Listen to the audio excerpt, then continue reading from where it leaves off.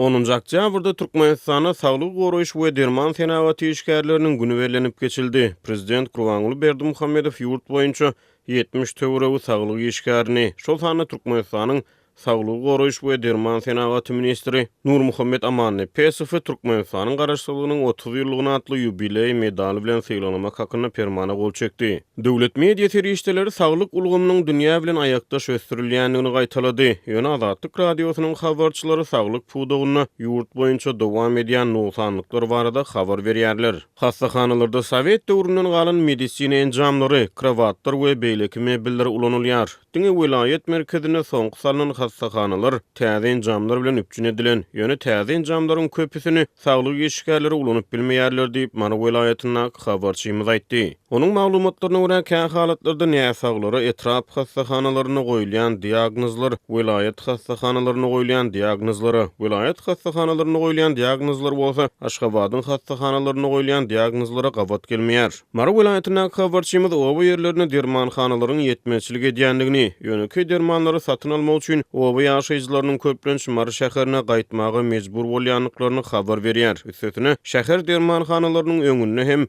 ýygyderli nobatlar emele gelýär. Galbertde habarçymyzyň maglumatlaryna görä käbir etrap merkezlerine bir ýa iki dermanhana bar bolsa-da, oba ýerlerine hususan çet obalarda asla dermanhana ýok. Etrap dermanhanalaryna hem zerur bolan ähli dermanlar mudama tapdyryp durmaýar. Derman satyn almak üçin merkezi dermanhanalara baryp bir näçe sagat nobata durmaly. Etrap merkezlerinden daşda ýaşaýan adamlar hatda kelle agrysynyň dermany üçin hem bir näçe sagat ýol söküp merkeze barmaly. Obalarda hiç ýeri dermanhana ýok, öýlerde derman satmagy ruhsat berilmeýär. Etrap dermanhanalaryndan zerur dermanlaryň köpsini tapyp bolmaýar. Şol sebäpden merkeze ýagny Mara şäherine gaýtmaly bolýar. Çet etraplaryň ýaşaýjylary Mara şäherine baryp uzaklyk günlerini dermanyň gözlegine geçirýärler. Diňe kösençlik diýip bir ýaşaýjy Azatlyk Radiosynyň habarçysy bilen gürrüňdeşlikde aýtdy. Dermanhana ýetmezçiligi käbir adamlaryň öýlerine gizlin ýagdaýda derman sewdasy bilen meşgullanmagyny alyp gelýär. Şeýle habarçymyz öýüne derman satýan adamlaryň polisiýa tarapyndan ýönelenýändigini habar berýär. Galbertde onuň maglumatlaryna görä häkimetler derman satmagy ruhsat berýän ötýarnamy üçin uly nurk soraýar. Azatlyk Radiosynyň Mara vilayatyna habarçysy oba ýaşaýjylaryna salgylanyp çet obalara tiz kömek ulaglarynyň barmaýanlygyny, oba saglyk öýlerine lukmanlaryň hem köplenç resminamy doldurmak işleri bilen meşgul bolýanlyklaryny habar berýär. Azatlyk Radiosynyň Lewap vilayatyna habarçysy bu sebäpde hem tiz kömek ulaglarynyň ýetmezçilik edýändigini habar berýär. Ýerli habarçynyň öwrünen maglumatlaryna görä, Farawyň etrap hastahanasyna degişli tiz kömek ulaglarynyň köpüsi işlemeýär. Ol tutuş etrap üçin bary ýogy iki tiz kömek ulagynyň işleýändigini, galan ulaglaryň tehnik näsalyk sebäpli garajlarda saklanýanyny habar berdi. Munun ozal prezidentiň adynan Faraw etrawyna bir tiz kömek ulagy berilen ekeni, ýöne ol bir ýörüýte garažyň gün düşmeýän bir gorogly ýerine edil muzeýde saklanýan ýaly saklanýar diýip ýörüýte gorogly tiz kömek ulagyndan habarly çeşme Azatlyk Radiosynyň habarçysyna gurrun berdi. Gysgaly tiz kömek babatyny her neçikde bolsa Faraw etrawyna habarçymyzyň maglumatlaryna görä beýleki etraplar bilen deňeşdirilen ýagdaý gowy hasaplanýar. Sebäbi Faraw etrawy Lewap vilayatynyň administrativ merkezine goly ýerleşýär. Ýöne Darganaty etrawyna ýagdaý beýle däl. Habarçymyzyň maglumatlaryna görä goloýda Darganatanyň bir obasyndan bolan göwrüli aýal tiz kömek ulagy bolman soň takside keselhana barýarka çağasyny hususy takside dogrupdyr. Edil şuňa meňde şöne beýleki bir has pajigaly wakada Kerke etrawynyň hatap geňeşliginden bolan bir göwrüli aýal takside keselhana barýarka onuň çağasy hem takside dünýä inipdir.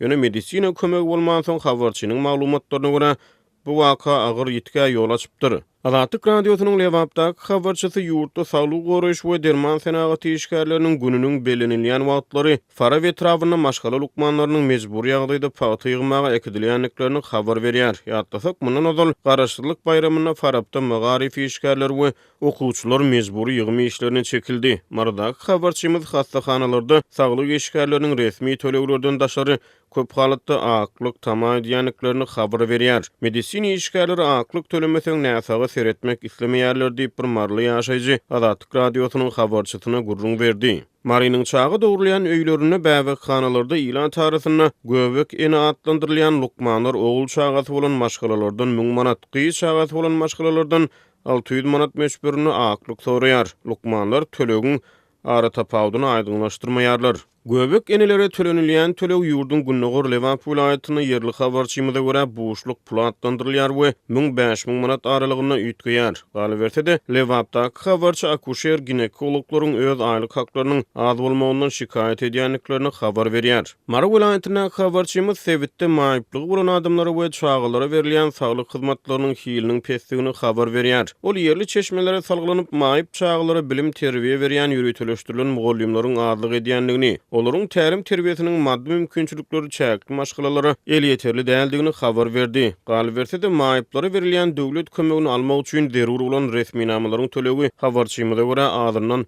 4000 manada barabar bolup maýyplygy bolan adamlardan her ýyl ýörüýte komissiýa barlygyndan geçmek talap edilýär. Doga bitdi maýyp adamlar hem her ýyl komissiýadan geçmeli diýip bir ýerli ýaşaýjy Azatlyk Radiosynyň habarçysy bilen gürrüňdeşlikde aýtdy. Habarçynyň maglumatlaryna görä maýyplara berilýän döwlet kömegini almak üçin zerur bolan resmi namany her ýyl komissiýadan geçmeli ýaly hemişelik düzetmek üçin 10.000 manat töwereklerine para bermek sorulýar. Azatlyk Radiosynyň mardaky habarçysy yerli lukmanlara salgylanyp sebit hastaxanalaryna koronawirusa garşy görüşiň üstünlüksiz ýerine ýetirilendigini habar berýär. Ýurdumyza virus gelende biziň lukmanlarymyz hiç ýyly taýýarlyksyz boldy. Ýörüýte okuwlar geçirilse-de köp lukman näsaglara geleňsizlik bilen seretdi. Virusa ýolugyp ýokunç keselleri hastaxanasyna barýan näsaglaryň köpüsi aradan çykdy diýip ýagdaýyndan habarly bir çeşme Azatlyk Radiosyna gurrun berdi. Azatlyk Radiosy Türkmenistanyň saglyk pudagyna nowsanlyklar kemçilikler boýunça ýurdun saglyk ministrliginden kommentariýa alyp bilmedi. Bu aralykda döwlet ýetkiligine köpçüliklerini habar beriş serişdeleri ýurdun saglygy goraýyş pudagyna gazanlan gaýdylýan ösüşleri wagt edýär. Bu prezident bolmadan ozal ýurdun saglyk pudagyna gödäwçilik eden Gurbaňly Berdimuhammedow alkyş ýagdyrýar.